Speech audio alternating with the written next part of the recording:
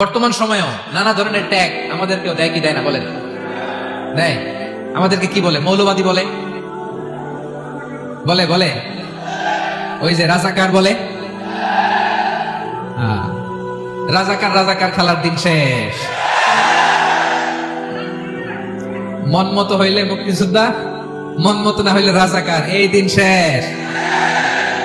ওই দিন আর নাই, এই কার্ড দিয়ে আর খেলার দিন নাই। এগুলো মানুষ আর খায় না এখন, এগুলো গিলে না আর।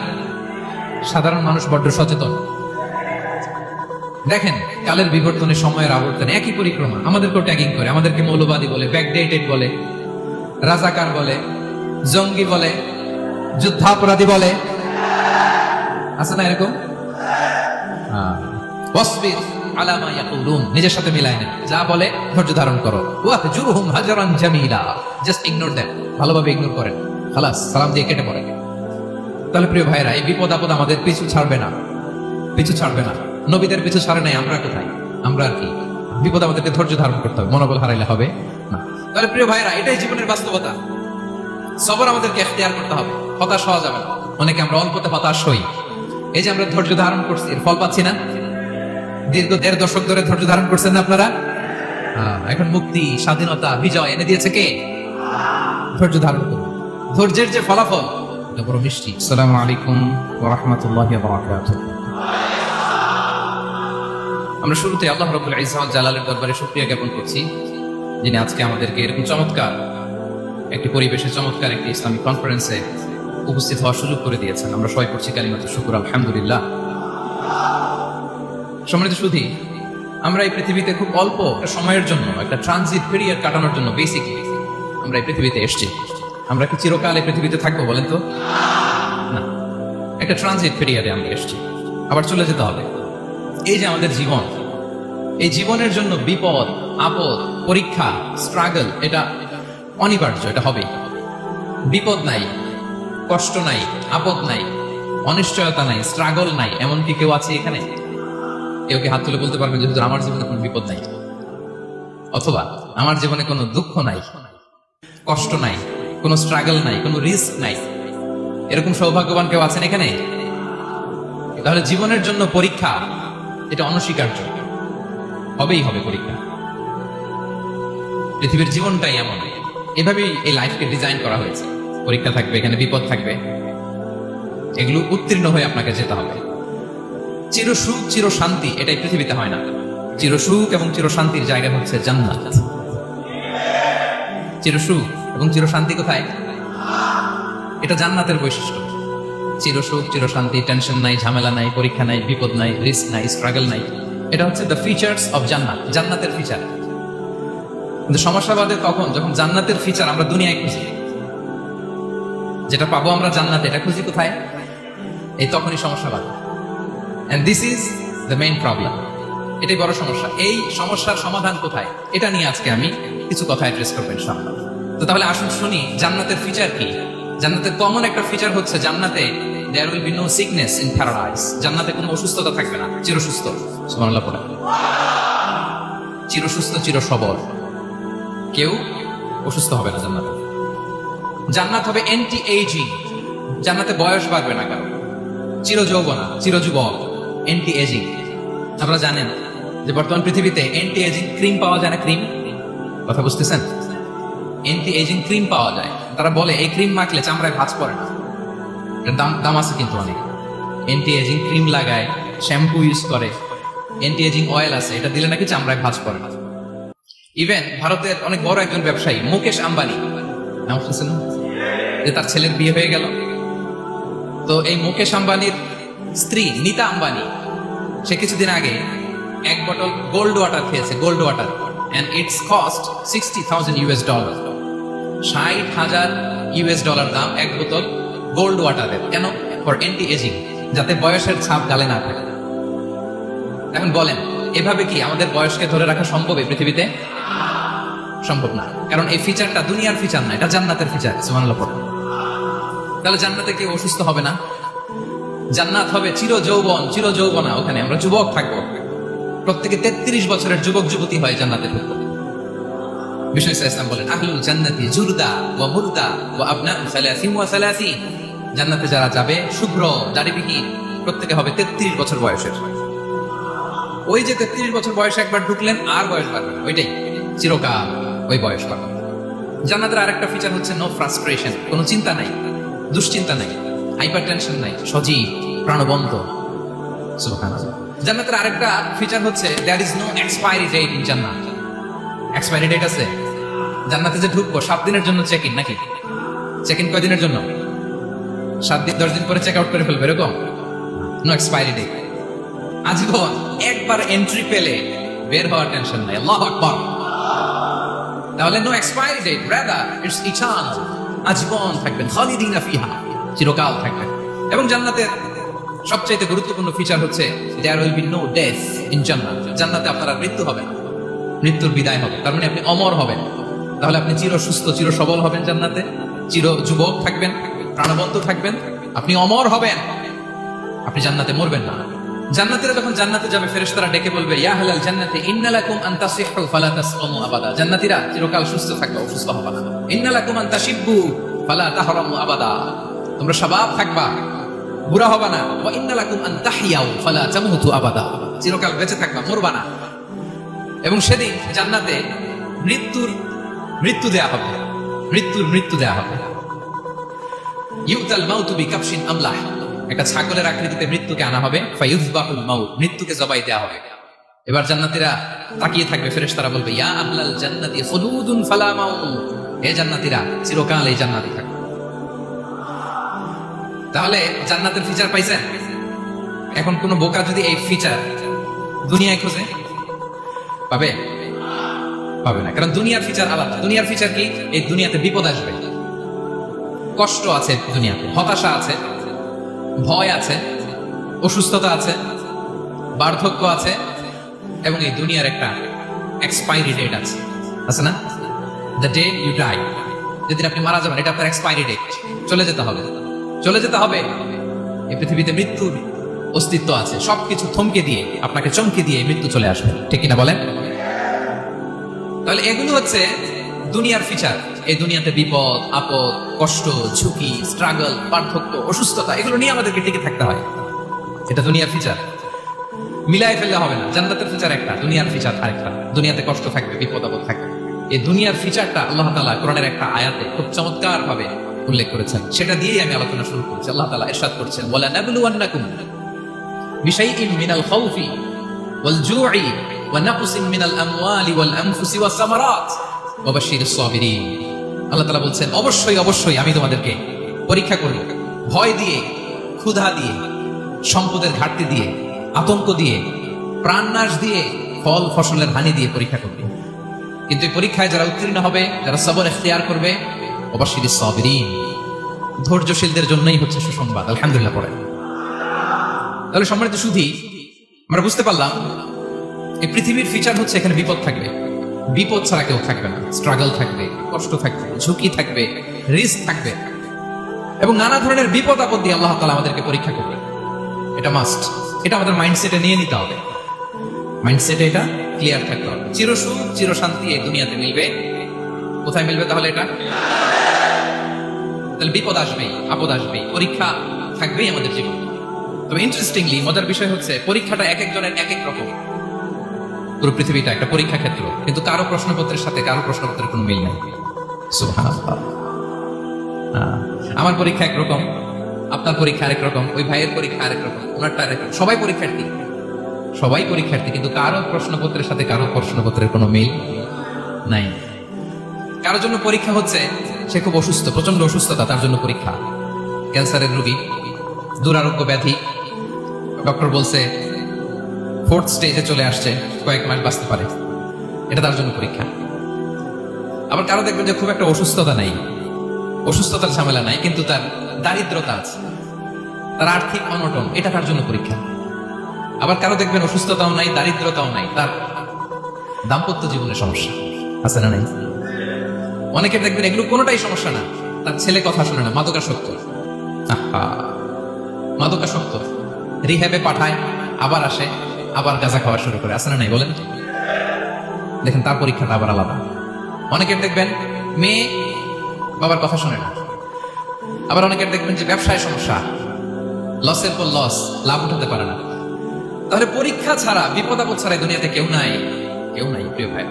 এটা আমাদের মাথায় রাখতে হবে। পরীক্ষা আপনাকে দিতেই হবে, পরীক্ষা দিয়ে দিয়ে নিজেকে প্রমাণ করতে হবে। আর এক একজনের পরীক্ষাটা এক এক রকম, কারো পরীক্ষার সাথে কারো পরীক্ষার কোনো মিল থাকবে না। তো মাঝে মাঝে আমরা এটা ভুলে যাই। আল্লাহ তাআলা কালামে পাকে রিমাইন্ডার দিয়ে আমাদেরকে স্মরণ করিয়ে দিতে চান যে এই পৃথিবীতে আসলে তোমরা এসেছো পরীক্ষা দিতে। এটাই জীবনের বড় বাস্তবতা। আমাদের জীবনে যত হতাশা, আমাদের জীবন নিয়ে যত অভিযোগ, আমাদের মনে যত কষ্ট, আমাদের হৃদয়ের ভেতরে যত অস্থিরতা, তার মূলে হচ্ছে এই সমস্যা যে আমরা ভুলেই গেছি আমরা পরীক্ষা দিতে আসছি। এটা যদি ভুলে না যান, এটা যদি আপনার মাইন্ডসেটে থাকে যে পুরো জীবনটা একটা পরীক্ষা, তাহলে দেখবেন কোনো কিছু আপনাকে কাবু করতে পারবে না। আপনি হতাশ হবেন না, জীবন নিয়ে আর অভিযোগ থাকবে না, আপনি ভেঙে পড়বেন না, সব অভিযোগ হতাশা দূর হয়ে যাবে। তার মানে বুঝতে পারলাম পরীক্ষা আপনাকে দিতেই হবে। পরীক্ষা দেয়া ছাড়া এই পৃথিবী থেকে চলে যাওয়ার কোনো চান্স বা সুযোগ আমাদের কারো নেই। সূরাতুল আনকাবুতে আল্লাহ তাআলা এই কথাটা আরো চমৎকার ভাবে বলেছেন। আল্লাহ তাআলা ইরশাদ করছেন, আহাসিবান নাসু আইয়ুতরাকু আইয়াকুলু আমান্না ওয়া হুম লা ইফতানুন ওয়ালাকাদ ফাতান্না আল্লাযীনা মিন ক্বাবলিহিম ফালা ইয়া'লামান্না আল্লাহু আল্লাযীনা সাদাকু ওয়া লা ইয়া'লামান্নাল কাযিবিন। আল্লাহ বলেন, মানুষ কি ভেবেছে সে শুধু বলবে আমি ঈমানদার আর তাকে আমি জান্নাতে ঢুকাই দেব? না, কখনো না, কোশ্চিন কালেও না। বরং পূর্ববর্তীকালে যারা পৃথিবীতে এসেছিল তাদেরকে আমি পরীক্ষা নিয়েছি, পরীক্ষা করেছি, এবং তাকেও ঈমানের প্রশ্নে সে সত্যবাদী না মিথ্যাবাদী পরীক্ষা দিয়ে দিয়ে নিজেকে প্রমাণ করতে হবে। ঠিক কিনা বলেন? পরীক্ষা দিয়ে আপনাকে প্রমাণ করতে হবে। এবং এই পরীক্ষার ব্যাপারটা, এটা যে শুধু আমরা সাধারণ মানুষ আমাদের জীবনে দুঃখ বিপদ পরীক্ষা এমনটা না। এই পৃথিবীর সবচেয়ে শ্রেষ্ঠ মানুষ যারা ছিলেন তাদেরকে আল্লাহ পরীক্ষা নিয়েছেন। বলেন তো পৃথিবীতে সবচাইতে শ্রেষ্ঠতম মানুষ কারা? সবচাইতে শ্রেষ্ঠ ভালো মানুষ কারা ছিলেন পৃথিবীতে? বলেন তো। নবীরা। আওয়াজ করে বলেন তো কারা? বলেন তো নবীদের জীবনে পরীক্ষা ছিল কি ছিল না? হ্যাঁ ছিল। বেশি না কম? বিষ্ণু ইসলামকে জিজ্ঞাসা করা হলো, আইয়ুন নাসি আশাদ্দু বালাআন ইয়া রাসূলুল্লাহ, হে আল্লাহর রাসূল, এই পৃথিবীতে কাদের জীবনে পরীক্ষা বেশি? বিষ্ণু ইসলাম বললেন, আল আম্বিয়া, নবীদের জীবনে। আল আম্বিয়া সুম্মাল আমসাল ফাল আমসাল, সবচাইতে জীবনে পরীক্ষার সম্মুখীন সবচাইতে বেশি হয়েছেন নবীরা। তারপরে নবীদের পরবর্তী অবস্থান যাদের, সিদ্দিকীন যারা, শুহাদা যারা, সালিহিন যারা, আল্লাহওয়ালা যারা, তাদের জীবনে পরীক্ষা বেশি। ইউবতালার রাজুলু আলা হাসাবি দীনি, ব্যক্তির দিনদারি যত বেশি তার জীবনে আল্লাহর পরীক্ষাও তত বেশি। আপনি আল্লাহওয়ালা হবেন, আপনার জীবনে পরীক্ষাও অনেক বেশি। এজন্য ইমানদার হওয়া যেমনি মর্যাদা, ইমানদারের জীবনে পরীক্ষাও হবে অনেক বেশি। এবং পরীক্ষা যত বড়, খেয়াল রাখতে হবে, মন খারাপ করার কোনো সুযোগ নেই। পরীক্ষা যার জীবনে যত বড়, সেটাতে সফল হতে পারলে ওটার প্রতিদানও বড়। পরীক্ষা যত বড়, এটাতে সাকসেস হতে পারলে এটার রিওয়ার্ডও তত বড়। বিষ্ণু ইসলাম বলেন, ইযামুল জাযাই মা'a ইযামিল বালা, বালা যত বড় জাযাও তত বড়, প্রতিদানও তত বড়। আর নবীদের জীবনে যদি খেয়াল করেন দেখবেন, যেই নবীর জীবনে পরীক্ষা যত বেশি সেই নবীর জীবনে সফলতাও তত বেশি। সাইয়েদনা ইব্রাহিম আলাইহিস সালামের কথাটা একটু খেয়াল করেন তো, বলেন তো ওনার জীবনে পরীক্ষা কেমন ছিল? বেশি না কম? ওনার জীবনের পরীক্ষা থেকেই তো আমরা এই শব্দটা ব্যবহার করি, আমরা বলি অগ্নি পরীক্ষা। কি বলি? মানে আগুনে নিক্ষেপ করা হয়েছে সাইয়েদনা ইব্রাহিম আলাইহিস সালামকে, তাও স্বাভাবিকভাবে না, উলঙ্গ করে, নেকেট করে ওনাকে অপমানিত করবার জন্য ওনার গায়ের জামা কাপড় খুলে উলঙ্গ অবস্থায় আল্লাহর খলিল সাইয়েদনা ইব্রাহিম আলাইহিস সালামকে অগ্নিকুণ্ডে নিক্ষেপ করা হয়েছিল। এরকম এক্সপেরিয়েন্স এই অডিটোরিয়ামের ভিতরে আমাদের কখনো হয়েছে? তাহলে সাধারণ মানুষের জীবনের পরীক্ষা আর নবীদের জীবনের পরীক্ষার মধ্যে পার্থক্য আছে না নাই? ওই পরীক্ষায় উনি পাশ করে ফেললেন। 86 বছর পর্যন্ত আল্লাহর কাছে দোয়া করলেন, আল্লাহ আমাকে একটা নেককার সন্তান দাও। আল্লাহ সন্তান দেয় না। 86 বছর পরে আল্লাহ তাআলা সাইয়েদনা ইব্রাহিম আলাইহিস সালাম এবং হাজারের ঘরকে উজালা করে সন্তান দিলেন। সাইয়েদনা ইসমাঈল আলাইহিস সালাম পৃথিবীতে আসলেন কত বছর বয়সে? 86 বছর বয়সের এখানে কেউ আছেন? হ্যাঁ, আছি আমরা? কেউ নাই। 86 বছর বয়সে প্রথম সন্তান পেয়েছে। তাদের ঘরকে উজালা করে আল্লাহর নবী সাইয়েদনা ইসমাঈল আলাইহিস সালাম আসলেন। এবার আল্লাহ বললেন, যাও স্ত্রীকে আর এই কলিজার টুকরা সন্তানকে, থাকো তো প্যালেস্টাইনে, প্যালেস্টাইন থেকে 1500 কিলোমিটার দূর দ্য ব্যারেন ল্যান্ড, ওই মক্কার ধুধুমরু প্রান্তরে রেখে আসো, যেখানে কেউ নাই, মানুষ নাই, গাছ নাই, পাখি নাই, পানি নাই, যাও রেখে আসো। আচ্ছা বলেন তো, 86 বছর পরে যে লোকটা সন্তান পেল, বুঝেছেন উত্তর দিয়ে 86 বছর পরে যে লোকটাকে আল্লাহ তাআলা সন্তান দিল, তার হৃদয়ে ওই সন্তানের জন্য মায়া বেশি না কম? এমনি তো আমাদের প্রথম সন্তানের হিস্ট্রিটা একটু খেয়াল করেন তো। প্রথম আমাদের যে মেয়ে হয়েছিল বা যাদের ছেলে হয়েছিল, তার প্রতি আদর, সোহাগ, দরদ, ভালোবাসা, আল্লাহ কত ছিল। আর 86 বছর বয়স আল্লাহ তাআলা ওনাকে সন্তান দিলেন, দিয়ে বলেন যাও হাজারকে আর ইসমাইলকে মক্কার ধুধুমরু প্রান্তরে রেখে আস। আল্লাহ তাআলা বলতে দেরি, চলে যেতে দেরি নাই, মুহূর্তে রওনা হয়ে গেল। সুবহানাল্লাহ বলবেন না? রেখে আসলেন মক্কার ধুধুমরু প্রান্তরে। এবার আল্লাহ বলেন যাও, রিটার্ন ব্যাক টু প্যালেস্টাইনে চলে যাও। চলে গেলেন, হৃদয়টা ভেঙে খান খান। অনেক বছর পরে আল্লাহ তাআলা আবার অনুমতি দিলেন, যাও এবার ছেলেকে দেখে আসতে পারো, যাও প্যালেস্টাইন থেকে আবার মক্কায় যাও। সাইয়েদনা ইব্রাহিম আলাইহিস সালাম প্যালেস্টাইন থেকে আবার ১,৫০০ কিলোমিটার পথ পাড়ি দিয়ে, এখনকার মতো ফ্লাইটে যায় না, গাড়িতেও না, উঠে করে, কিসে করে। উনি যে কতবার মক্কা থেকে ফিলিস্তিন এসেছেন আর গিয়েছেন এই হত্যা নাই, গেলেন। এবার ছেলেটা হাঁটতে পারে, দৌড়াতে পারে, একটু একটু কথা বলতে পারে, আব্বু আব্বু ডাকতে পারে। কেমন মায়া লাগে বলেন তো। মায়া ভালোবাসায় যখন টইটম্বুর, ঠিক ওই মুহূর্তে আল্লাহ বলেন ছেলেকে জবাই করো, জবাই করো ছেলেকে। আল্লাহ তাআলা বলতে দেরি করেছেন, আল্লাহর আদেশ পালনে 1 সেকেন্ডও তিনি দেরি করেন নাই। ছুরি চালালেন, জান্নাত থেকে দুম্বা নিয়ে আসা হলো। এভাবে আল্লাহর নবী ইব্রাহিম আলাইহিস সালাম ওনার জীবনের প্রতিটি ক্ষেত্রে যেখানে আল্লাহ তাআলা ওনাকে পরীক্ষা নিয়েছেন, উত্তীর্ণ হয়েছেন। এবং দেখেন ওনাকে আল্লাহ তাআলা কি উপহার দিলেন, আল্লাহ তাআলা ওনাকে খলিলুল্লাহ উপাধি দিলেন, আল্লাহর বন্ধু। সুবহানাল্লাহ বলেন। আল্লাহ তাআলা বলছেন ওয়া ইযি বিতালা ইব্রাহিম রাব্বুহু বিকালিমাতিন ফাআতাম্মাহুন ক্বালা ইন্নী জাঈলুকা লিন-নাসি ইমামা। আল্লাহ অনেকগুলো পরীক্ষা নিয়েছিলেন সাইয়েদনা ইব্রাহিম আলাইহিস সালাম, প্রতিটা পরীক্ষায় সাকসেসফুলি পাস করেছেন, গোল্ডেন এ প্লাস। আল্লাহ বলেন ইন্নী জাঈলুকা লিন-নাসি ইমামা, I'm gonna make you the leader for the entire human being. I'm gonna appoint you as a leader for the entire universe. গোটা বিশ্বের জন্য, গোটা মানবতার জন্য আমি তোমাকে লিডার বানাই দিলাম। ইযমুল জাযাই মা'a ইযমিল বালা। পরীক্ষা যত বড়, ওই পরীক্ষায় পাশ করলে ওইটার ফলাফল ও প্রতিদানও বড়। তাহলে দেখেন প্রিয় ভাইরা, সাইয়েদনা ইব্রাহিম আলাইহিস সালামের জীবনে পরীক্ষার কোনো শেষ ছিল না। আমি আপনি কোথায়? আল্লাহর খলিলের জীবনে যদি এত পরীক্ষা থাকতে পারে, আমি আপনি কোথায় বলেন তো? এবার বলেন সাইয়েদনা মূসা আলাইহিস সালাম, ওনার জীবনে তো কোনো পরীক্ষার ছিল না। গুণে শেষ করতে পারবেন? জন্মটাই তো হয়েছে পরীক্ষার মধ্য দিয়ে। মিশরের ছেলে সন্তান হইলে ফেরাউন বলছে জবাই করো, ওনার মা এরকম সিন্ধুকে করে ভাসায় দিলেন নীল নদীতে। আল্লাহু আকবার, কি একটা রোমাঞ্চকর পরিস্থিতির মধ্য দিয়ে আল্লাহ তাআলা ওনাকে বাঁচান। জন্মই হয়েছে পরীক্ষার মধ্যে। বড় হইলেন, ফেরাউনের ভয়ে দেশ ত্যাগ করলেন, মিশর থেকে মাদিয়ান। আবার আল্লাহর আদেশে যখন ফিরে আসলেন, আবার ফেরাউনের সাথে তর্ক বিতর্ক, যুদ্ধ।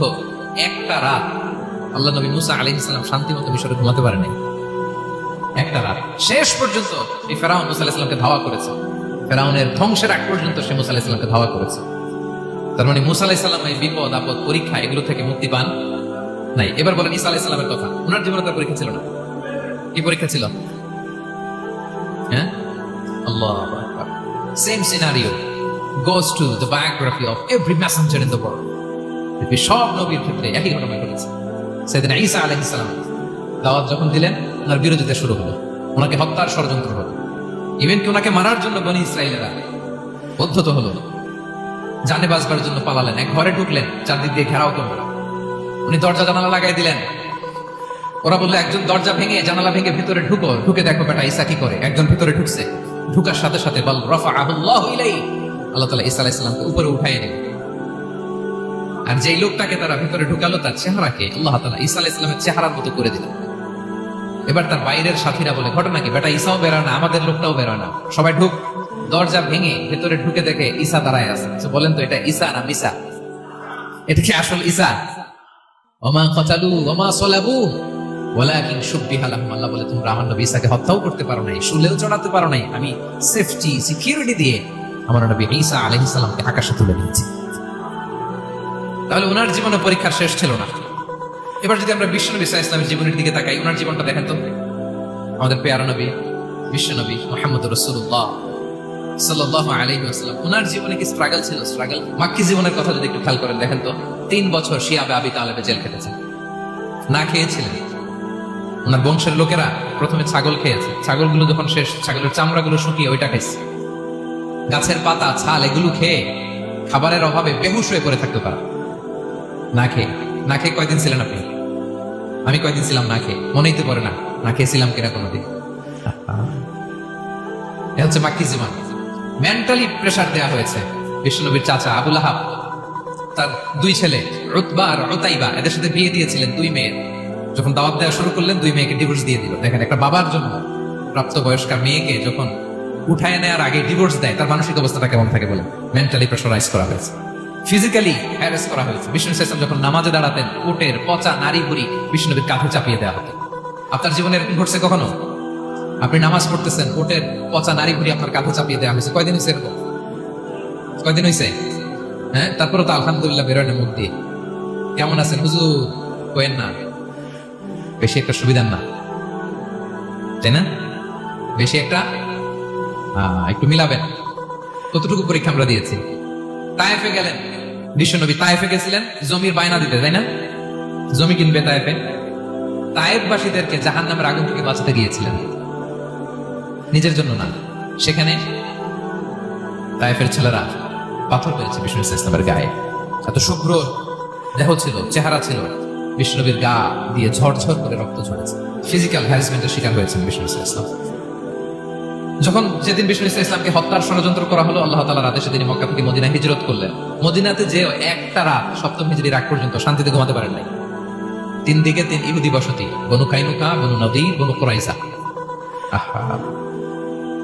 খাওয়ার মধ্যে বিষ মিশিয়ে দেওয়া হয়েছিল বিষ্ণু ইসলাম। বাজু, খাসির বাজুর রান পছন্দ করতেন এক ইহুদি মহিলা।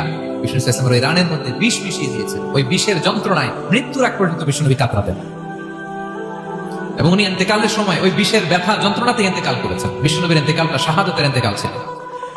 বিষ্ণু ইসলাম বলেছেন, ওই যে খায়বার এলাকার ওই মহিলা যে আমার খাবারে বিষ মিশিয়েছিল, সেই বিষের যন্ত্রণা, বেদনা, কষ্ট আমি অনুভব করছি। খেয়ে না খেয়ে দিন প্রচারের কাজে নিজেকে দিয়েছ বিলিয়ে, তায়েফের কাফিরেরা চিনল না সে আলো, দুষ্ট ছেলেদের পিছু দিল লেলিয়ে, পাথরের আঘাতে ক্ষত বিক্ষত হয়ে সারা শরীর থেকে রক্ত ঝরে। হে রাসূল তোমাকে ভুলি আমি কেমন করে, হে রাসূল তোমাকে ভুলি আমি কেমন করে।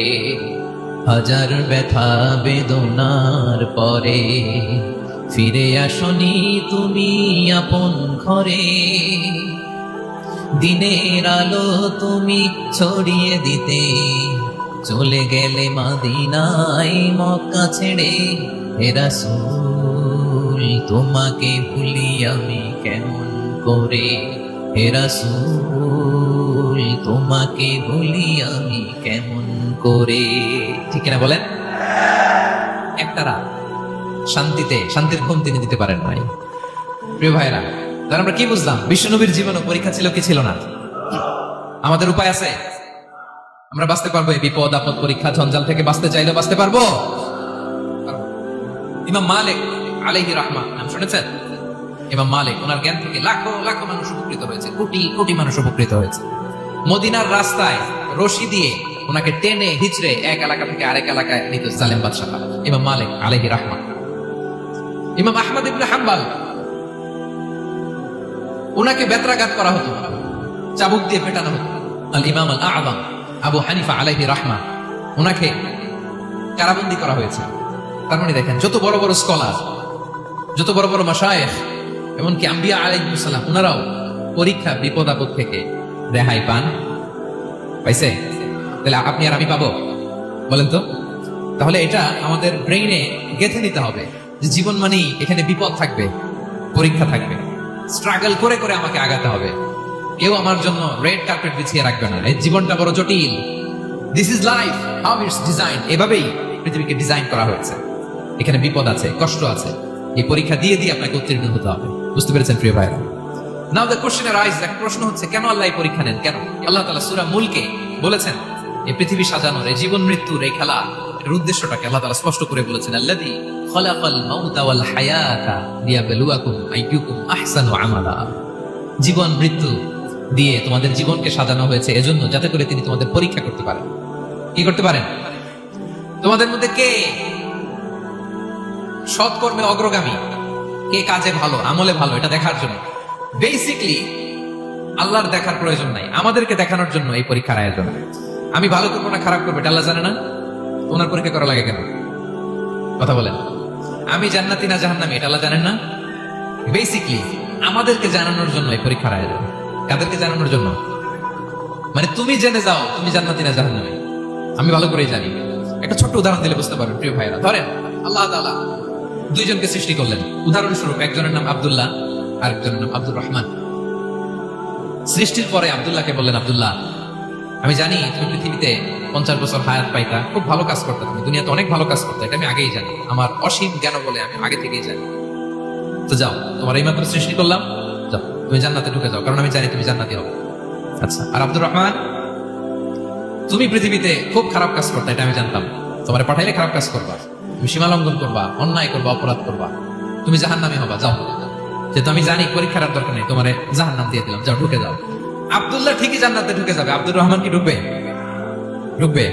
সে বলবে, আল্লাহ এই মাত্র আমার বানাইলেন, এই মাত্র আপনি আমাকে সৃষ্টি করলেন, সৃষ্টি করেই বলতেছেন তুমি জাহান্নামে যাও, আর বলতেছেন আমি জানি দুনিয়াতে পাঠালে তুমি খারাপ কাজ করবা, তুমি জাহান্নামী হবা, পাঠানোর আর কি দরকার, আগে থেকে জাহান্নামে যাও। আল্লাহ আপনি জানলে জানতে পারেন, আমি তো জানি না।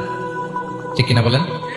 সে বলবে, না আল্লাহ আপনি ভুল বলতেছেন, এই দুনিয়াতে পাঠাইলে আমি খুব ভালো কাজ করতাম, আমি সীমা লঙ্ঘন করতাম না, নামাজ পড়তাম, রোজা রাখতাম, হজ করতাম, যাকাত দিতাম, সাদাকা করতাম, চ্যারিটি করতাম, জনকল্যাণকর সব ভালো কাজগুলো আল্লাহ আমি করতাম।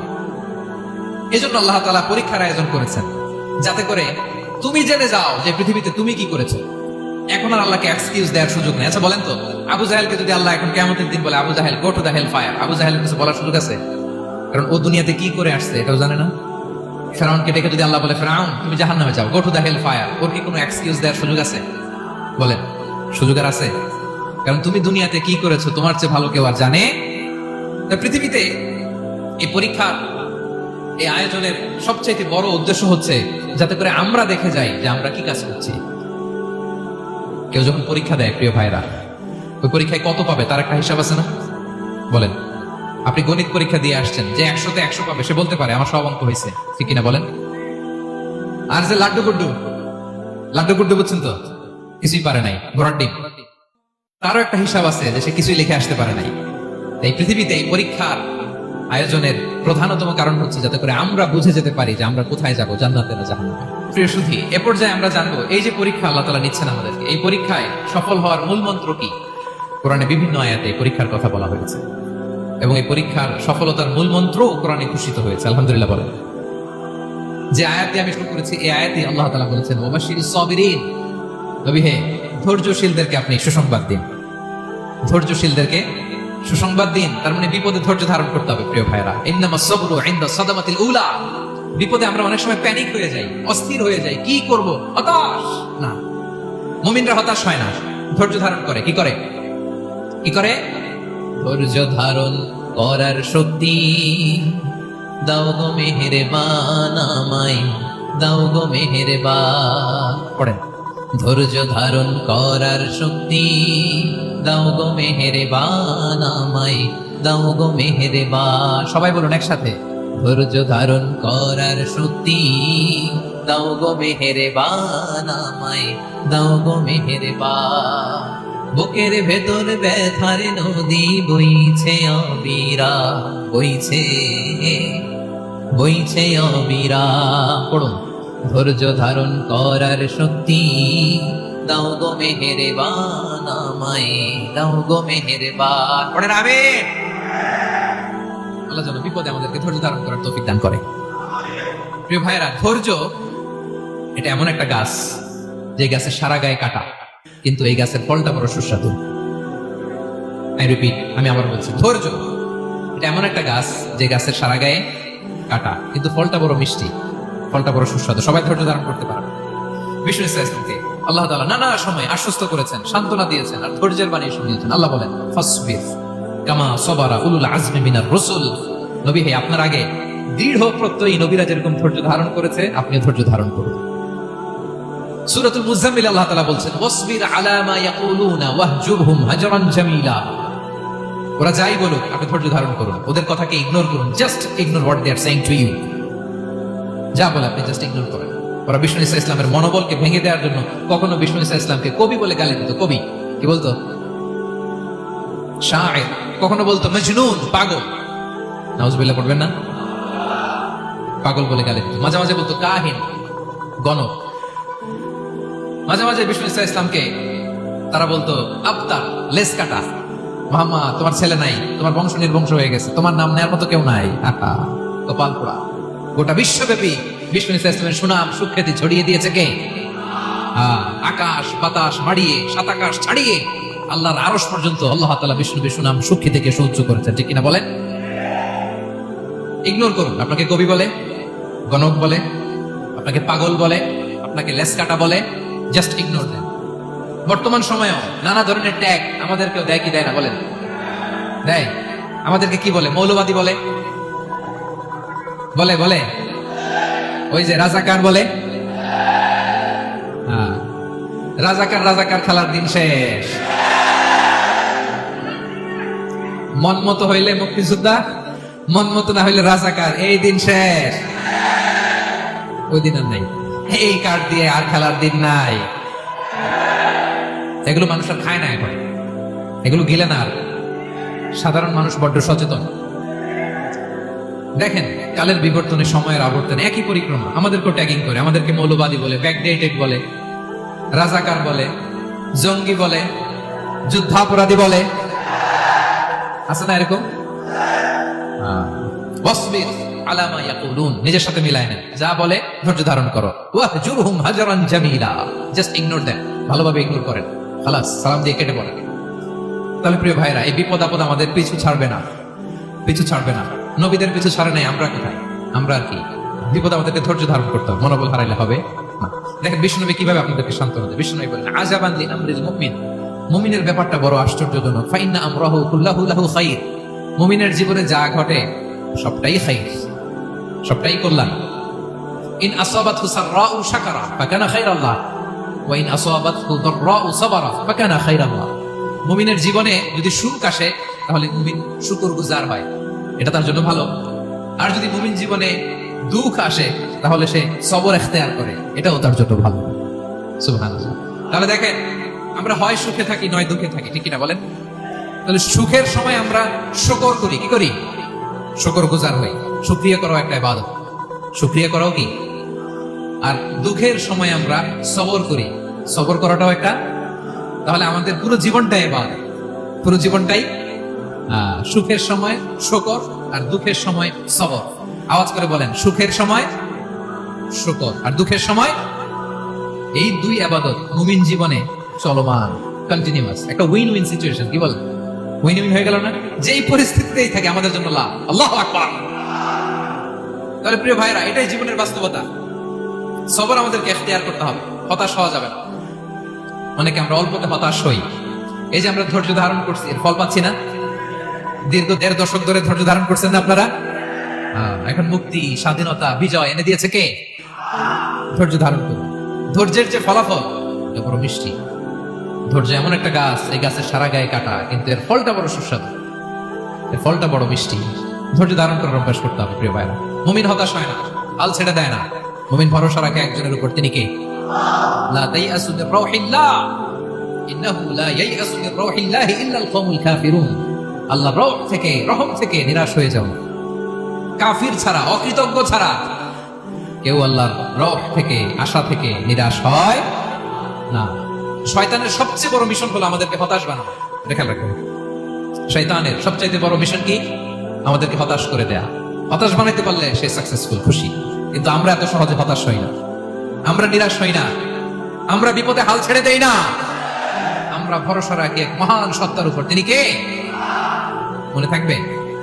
বিপদ আসলে ভেঙে পড়বেন, ভিসা না হইলে কান্নাকাটি শুরু করবেন, ব্যবসায় লস হইলে হাউমাউ, হতাশ হবেন, ভেঙে পড়বেন। ধৈর্য ধারণ করবো আমরা। আওয়াজ করে বলেন, আমরা কি করব? সবর। বিপদ ট্যাকেল দেওয়ার প্রথম স্টেপ হচ্ছে সবর।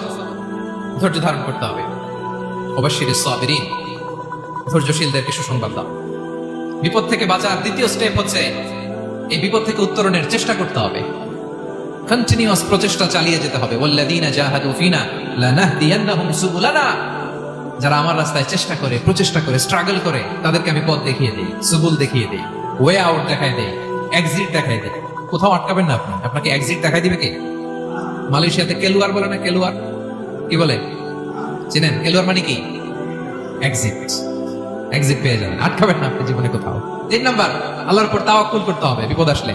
ওয়া ইয়াতাওয়াক্কাল আলাল্লাহি ফাহুয়া হাসবুহ। আল্লাহর উপর যে তাওয়াক্কুল করে, আল্লাহই তার জন্য যথেষ্ট হয়ে যায়। তাহলে বিপদে প্রিয় ভাইরা আমরা প্যানিক হব না, ধৈর্য ধারণ করব, বিপদ থেকে উত্তরণের সর্বোচ্চ প্রচেষ্টা চালিয়ে যাব, আর ভরসা রাখবো একজনের উপর, তিনি কে? আর বিপদ আসলে এটাকে নেগেটিভলি নেবেন না সবসময়। বিপদ আপদ এটা অনেক পজিটিভ ভালো জিনিস আমাদের জীবনে বয়ে নিয়ে আসে। শাইখুল ইসলাম ইবনু তাইমিয়া আলাইহি রাহমা উনি বলতেন, খুব দামি কথা, খুব হেভি ওয়েট কথা, মনোযোগ দিয়ে শুনুন। তিনি বলতেন, যে নিয়ামত তোমাকে আল্লাহ থেকে দূরে সরায়, ওই নিয়ামতের চেয়ে বিপদ ভালো যে বিপদ তোমাকে আল্লাহর দিকে ধাবিত করে। আই রিপিট, আমি আবারও বলি, যে নাজ নিয়ামত তোমাকে আল্লাহ থেকে দূরে সরিয়ে দেয়, সে নাজ নিয়ামতের চেয়ে ওই বিপদ আপদ ভালো যে বিপদ আপদ তোমাকে আল্লাহর কাছে টেনে দেয়। তাহলে বিপদ আপদ আসলে আপনি হতাশ হবেন, আর কখনো দুঃখ করবেন? মোয়ারের ভাইরা, আর মন খারাপ করবেন? আপনি খেয়াল করে দেখেন, বিপদ আসলে আমরা আল্লাহরে ডাকি বেশি। যখন অসুস্থ আপনি খেয়াল করেন তো, আল্লাহ আল্লাহ তুমি সারা বাঁচানোর কেউ নাই, আল্লাহ আল্লাহ তুমি হেফাজত করো, আল্লাহ তুমি সুস্থ করে দাও।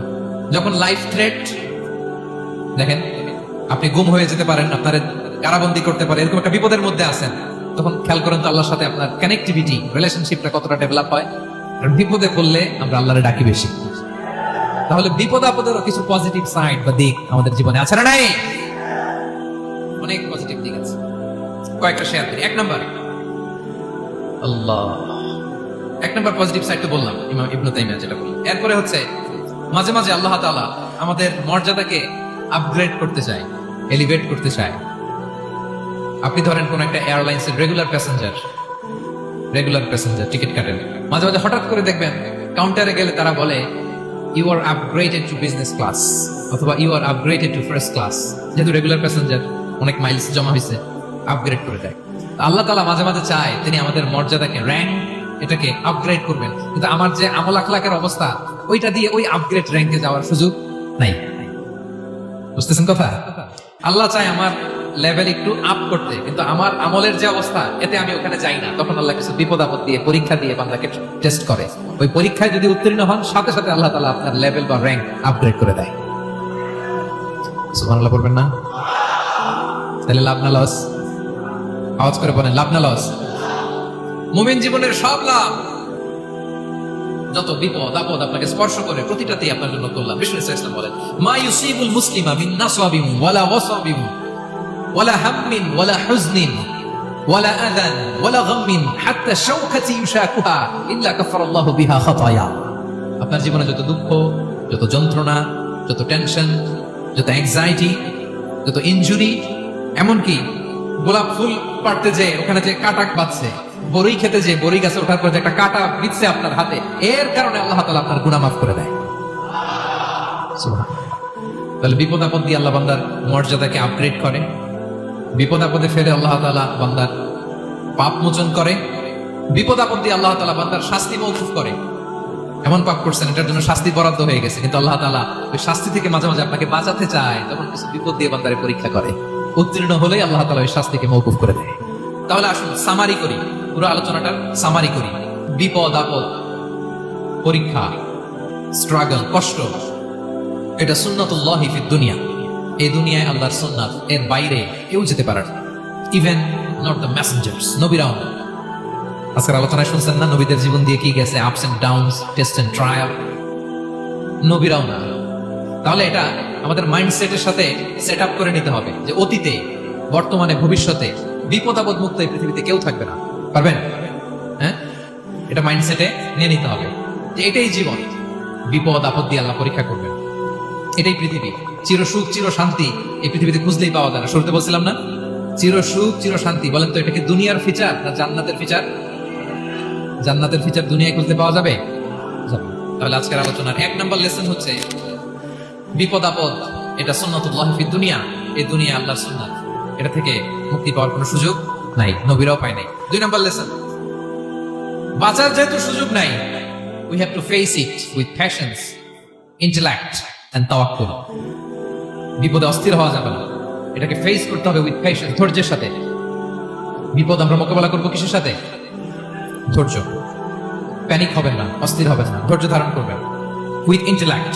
আল্লাহর দেয়া আপনার ইন্টেলেক্ট খাটিয়ে এই বিপদ উত্তরণের সর্বান্তকরণের চেষ্টা প্রচেষ্টা আপনার চালায় যেতে হবে। আর সবশেষে আত-তাওয়াক্কুল আলাল্লাহ, ডিপেন্ডিং অন আল্লাহ, ভরসা করবো কার উপর? আল্লাহর উপর। পারা যাবে তো?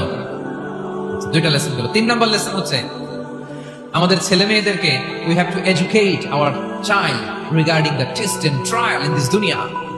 দুনিয়ার এই বিপদ আপদের ব্যাপারে আমাদের ছেলে মেয়েদেরকে শেখাতে হবে, বোঝাতে হবে। ওরা ছোট মানুষ তো অস্থির হয়ে যায়, আব্বু আমার সাথে কেন এমন হয়, আমারই শুধু পেন্সিল চুরি হয়, আমারই শুধু এটা হয়, আমি পরীক্ষায় খারাপ করি, আমি ব্যথা পাই, আমার এই আমার সেই। ছোট মানুষ তো বুঝে না, ওরা বুঝাইতে হবে যে বাবা, this is the essence of life, এটাই জীবন, এটাই কি এই লাইফ হ্যাকস গুলো তাদেরকে শেখাইতে হবে। ডোন্ট বি প্যানিক, প্যানিক হওয়া যাবে না। This is how life is design, এটাই জীবন, বিপদ আপদ আসবে, এটাকে মেনে নিতে হবে, ছেলে মেয়েদেরকে শেখাইতে হবে, তাহলে তারাও প্যানিক হবে না। পারবেন তো ইনশাআল্লাহ?